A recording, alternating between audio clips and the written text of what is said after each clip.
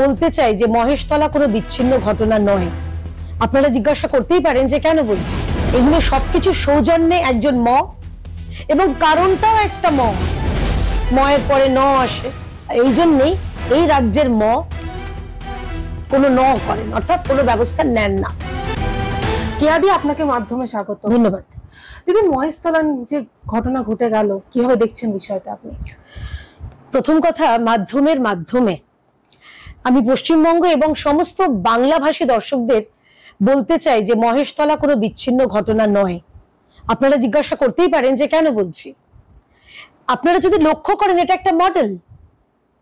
প্রথমে দেখবেন এই পশ্চিমবঙ্গে হয়েছে মোথাবাড়ি অর্থাৎ মালদা, তারপরে হলো মুর্শিদাবাদ, এবং পরে হলো মহেশতলা। এগুলো হচ্ছে সবকিছু একটা মডেল।